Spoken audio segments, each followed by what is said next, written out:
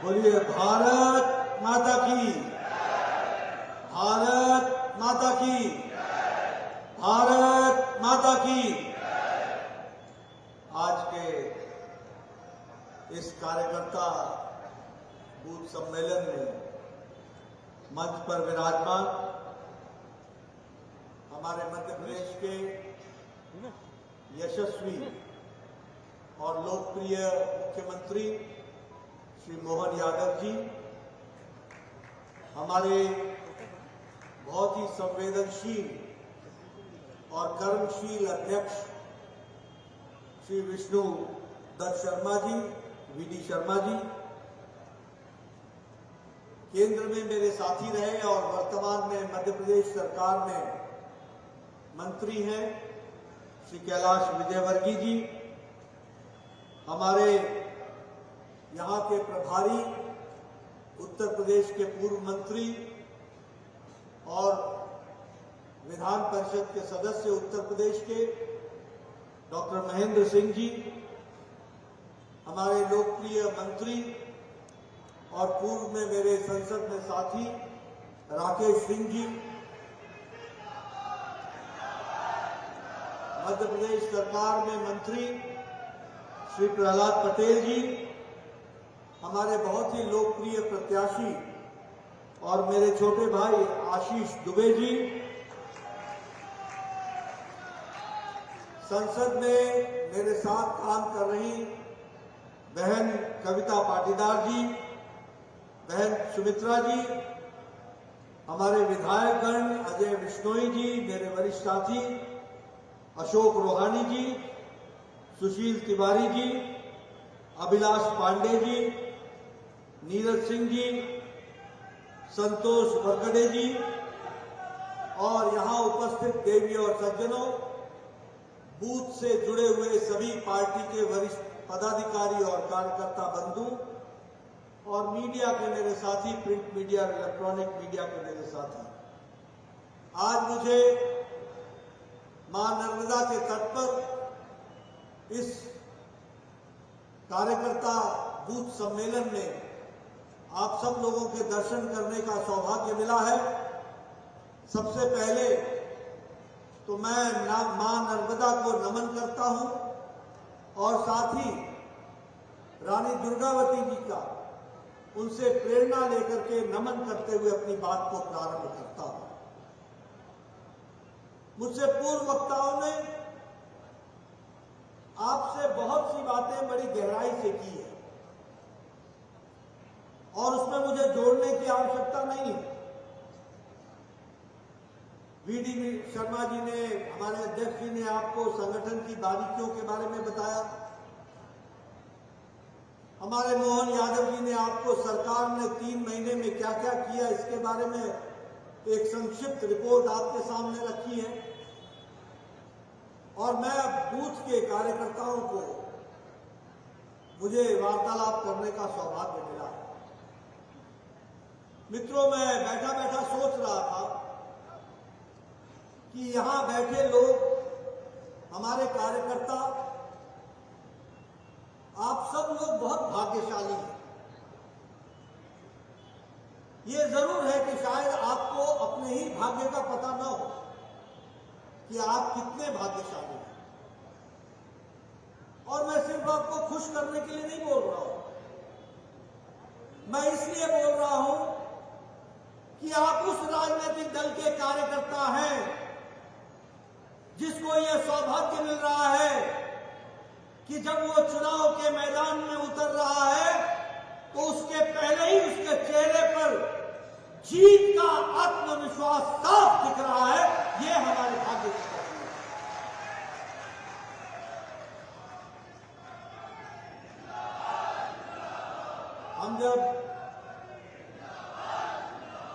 हमने चुनाव के लंबे दौर देखे, हमने वो समय भी देखा है जब हम चुनाव में नामांकन पत्र भरने जाते थे तो उसी समय से हमारे मन में प्रश्न खड़ा हो जाता था, जीतेंगे कि नहीं, सफलता मिलेगी कि नहीं। सफल होंगे कि नहीं। और आज जब आप चुनाव के मैदान में उतरे हैं तो आप सफलता की बात नहीं कर रहे हैं, आप वोटों का अंतर की बात कर रहे हैं कि कितने मार्जिन से जीत गए। बताइए आप भाग्यशाली हैं कि नहीं है? बोलो भाई, भाग्यशाली हो कि नहीं हो?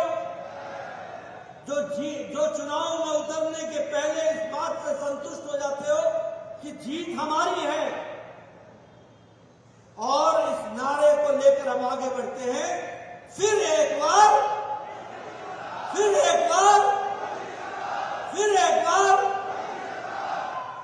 और आपको मैं एक बात और बताना चाहता हूं कि आप इसलिए भी भाग्यशाली हैं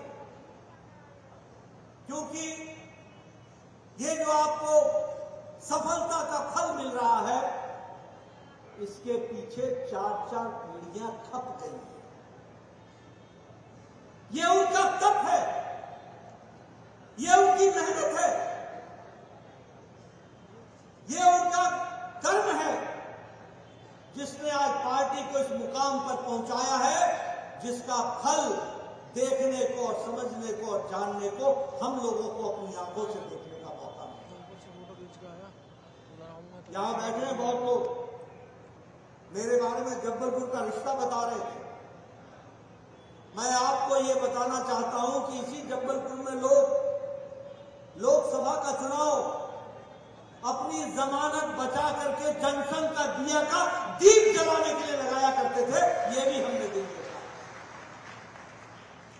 हमने वो भी दिन देखा है जब लोग अपने घर की जमीनों को बेचकर सिर्फ चुनाव में जनसंघ का दीप जले, इसके लिए भी काम किया करते थे। और आज हम इस मुकाम पर पहुंचे हैं कि हम दुनिया की सबसे बड़ी पार्टी बन चुके हैं। मैं बैठा बैठा सोच रहा था कि आप भाग्यशाली कितने हैं। मैं बार बार भाग्यशाली बोल रहा हूं। आज भारत में ऐसी राजनीतिक दल भी कम रह गए हैं जो अपनी जनसभा इतनी बड़ी कर ले, जिसकी संख्या इतनी बड़ी हो। ऐसी पार्टियां भी अब कम हो गई, सिकुड़ गई हैं। और हमारे पार्टी का कार्यकर्ता का सम्मेलन वो जनसभा से बड़ा हो जाता है। ये पार्टी की ताकत आ जाती है, इसको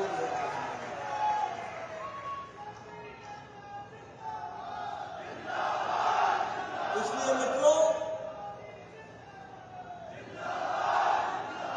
अब मेरी दूसरी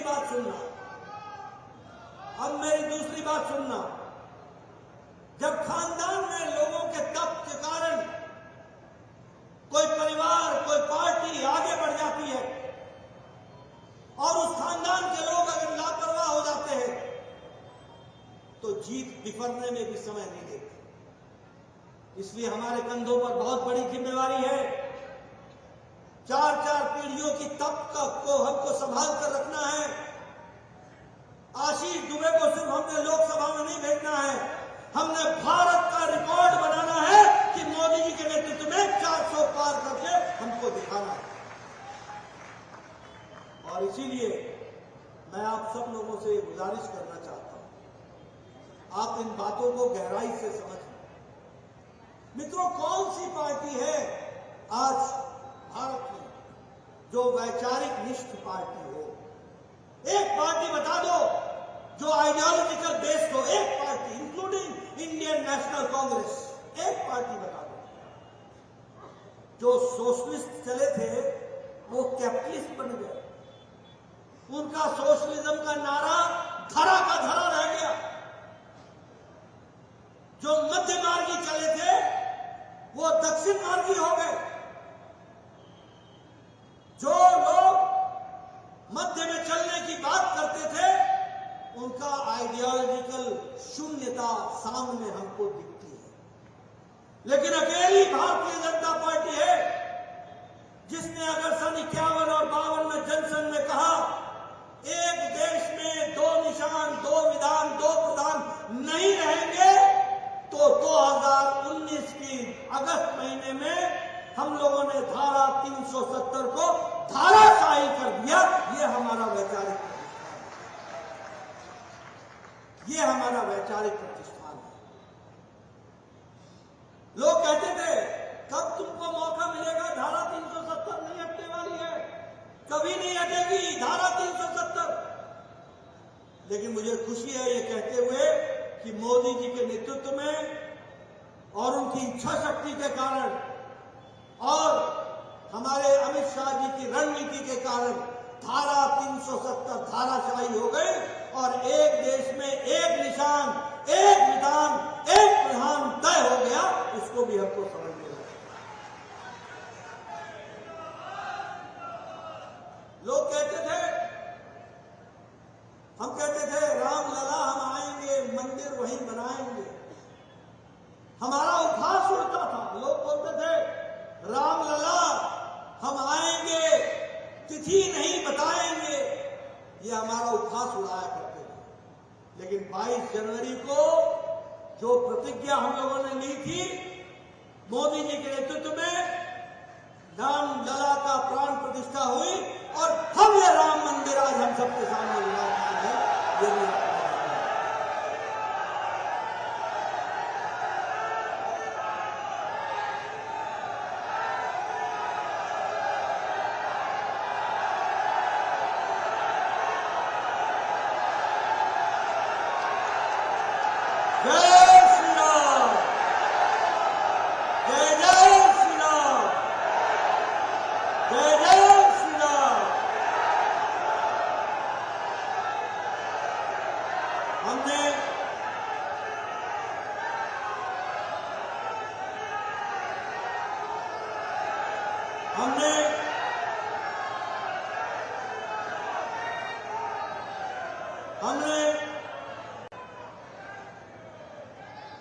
हमने पंडित दीनदयाल उपाध्याय जी के नेतृत्व में 1966 में कहा था एकात्म मानववाद। लोग हमारी खिल्ली उड़ाया करते थे, ये एकात्म मानववाद क्या है, क्या है। जब सन 77 में हमारी सरकार बनी तो हमने अंत्योदय के रूप में एकात्म मानववाद को प्रस्तुत किया और जब 2014 में मोदी जी के नेतृत्व में सरकार बनी तो हमने ये प्रस्तुत किया कि सबका साथ, सबका विकास, सबका विश्वास, सबका प्रयास। इस बात को हम लोगों ने पूरा किया। कौन जी? हमने इस बात का प्रयास किया और आज हम ये कह सकते हैं कि मोदी जी के नेतृत्व में हम ज्ञान को लेकर आगे बढ़े हैं। जी फॉर गरीब, वाई फॉर युवा, ए फॉर अन्नदाता और एन फॉर नारी शक्ति, इसकी हम पूजा करने के लिए आगे निकले हैं। इस बात को भी हम बता रहे। इसलिए मित्रों, हम एक आइडियोलॉजिकल बेस्ड पार्टी, अगर 3 तलाक की बात हमने कही, सुप्रीम कोर्ट ने कहा, हिम्मत नहीं थी किसी नेता में कि 3 तलाक को समाप्त किया जाए। ये मोदी जी की में ताकत थी जिसने 3 तलाक को समाप्त कर दिया और मुस्लिम बहनों को मुख्य धारा में शामिल करने का काम किया। तो ये 3 दशक से नारी शक्ति वंदन विधेयक पार्लियामेंट में पड़ा हुआ था। किसी राजनीतिक दल में हिम्मत नहीं थी। यह प्रधानमंत्री मोदी जी की इच्छा शक्ति थी कि 3 साल का विधेयक 3 दिन के अंदर नारी शक्ति वंदन विधेयक पास हो गया और 2029 में 33% के साथ पार्लियामेंट में हमारी बहनें आने वाली है। इसको भी आपको याद रखना चाहिए। और 2028 में मध्य प्रदेश की विधानसभा में 33% महिलाएं विधानसभा की सदस्य बनकर के आएंगी। ये भी आपको ध्यान रखना। मैं कह रहा था कि हमारी कार्यकर्ता सम्मेलन जनसभा में परिवर्तित हो जाता है। वो इसलिए हो जाता है क्योंकि हमारी पार्टी 18 करोड़ की पार्टी है। हमारी पार्टी में लगभग 1,16,000 शक्ति केंद्र हैं। हमारी कैडर बेस की पार्टी है। हमारे लगभग 6,40,000 बूथ की समिति है। आप बताइए कोई राजनीतिक दल है जिसकी 6,40,000 बूथ समिति हो? है कोई राजनीतिक दल? से आवाज सुनना चाहता हूं, है कोई राजनीतिक दल? है कोई राजनीतिक दल? ये अकेली है तो भारतीय जनता पार्टी।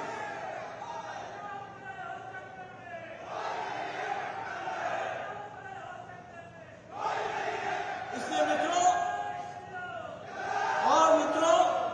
हम आइडियोलॉजिकल बेस्ड पार्टी है, कैडर बेस्ड पार्टी है, लेकिन हमारी मास फॉलोइंग है। हमारे 330 एमपी हैं और इस बार हम अपना ही रिकॉर्ड तोड़ेंगे। 2024 में ये रिकॉर्ड टूटेगा, 400 पार करेंगे। इस बात को लेकर चर्चा है। इसके साथ साथ हमारे 94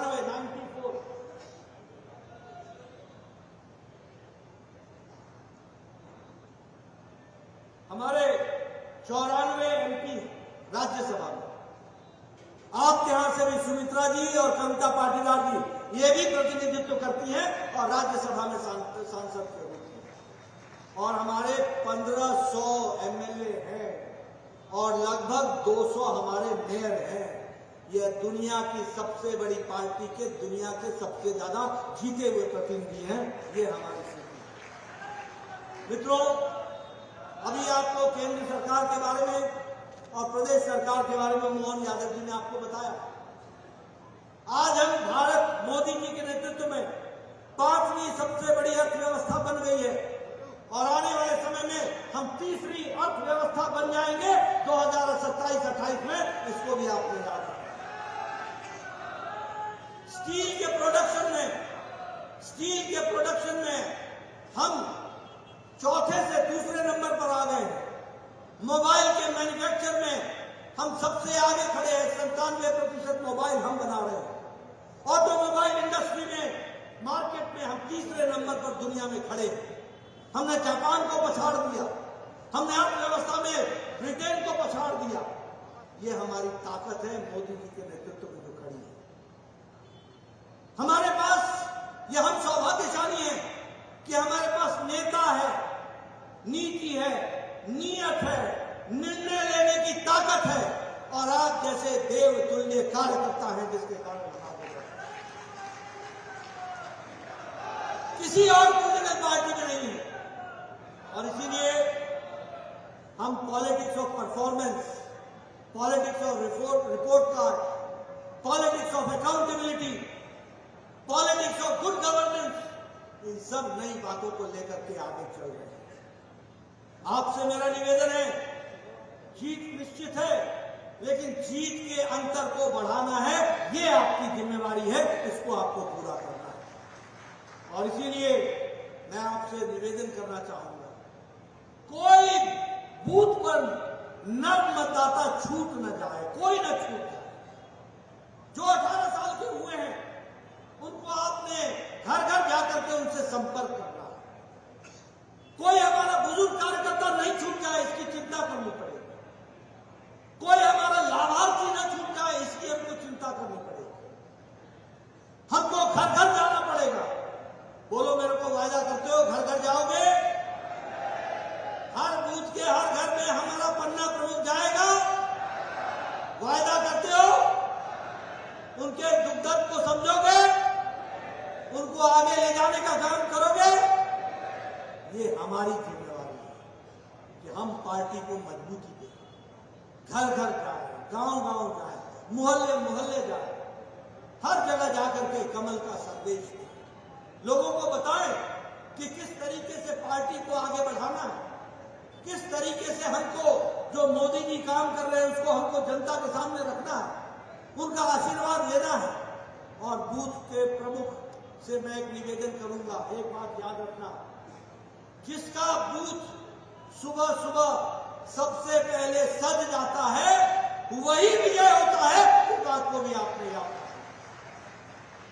मैदान में जो पहले खड़ा हो जाता है और दुश्मन को पछाड़ देता है, वो सारे दिन उसको पछाड़ता है, इसको याद रखना। इसलिए मेरा निवेदन है बूथ अध्यक्षों से, आप जाइए, घर घर संपर्क कीजिए, एक एक लाभार्थी से मिलिए, उनसे पूछिए, अम्मा बताओ तुमको आयुष्मान भारत में कार्ड मिलने के कारण आपके जीवन जीवन में क्या परिवर्तन आया। उज्ज्वला योजना के बारे में पूछिए, स्वच्छता अभियान से शौचालय के बारे में पूछिए, सौभाग्य योजना से बिजली मिलने के कनेक्शन के बारे में पूछिए, प्रधानमंत्री गरीब कल्याण अन्न योजना से उसके जीवन में क्या फर्क आया है, उसको जानने का प्रयास कीजिए। प्रधानमंत्री किसान सम्मान निधि से कैसे किसी किसान की जिंदगी में परिवर्तन आया है, इसको समझने का प्रयास कीजिए। मुझे पूरा विश्वास है कि आप सब लोग इस काम को आगे बढ़ाएंगे और आशीष दुबे को तो चुनाव जिताएंगे ही, लेकिन मैं चुनाव के नतीजे में जीत को नहीं देख रहा हूंगा, मैं जीत के अंतर को देख रहा हूंगा, इसको आपने याद रखना। और यहां ये जो अंतर है, इसमें आपका पुरुषार्थ है, इसमें आपका पुरुषार्थ है। आपका पुरुषार्थ इसमें है कि आपके कारण कितने वोटों का इजाफा हुआ, आपके कारण वोट कितने आगे बढ़े, आपके कारण आशीष दुबे और कमल के निशान को कितने लोगों का समर्थन मिला। बताइए मुझे, आप वोट में बढ़ोतरी दिलाएंगे कि नहीं दिलाएंगे? हर बूथ पर वोट की बढ़ोतरी होगी कि नहीं होगी? उसके लिए आप दिन रात मेहनत करेंगे। आपने मेरी बात सुनी, आपका बहुत बहुत धन्यवाद। जय भारत, जय मध्य। धन्यवाद राष्ट्रीय अध्यक्ष जी। आपकी बात को साफ करते हुए कार्यकर्ता निश्चित रूप से विजय की ओर आगे बढ़ेगा। आभार प्रदर्शन। आज शिवसेना के प्रदेश के अध्यक्ष थानेश्वर महावर जी ने भारतीय जनता पार्टी की संस्था ग्रहण की, उनका भारतीय जनता पार्टी परिवार में स्वागत है। भाई दिनेश सिंगरोल ने भारतीय जनता पार्टी की संस्था की है, उनका भी स्वागत है भारतीय जनता पार्टी परिवार में। मैं आभार के लिए भाई रानू तिवारी जी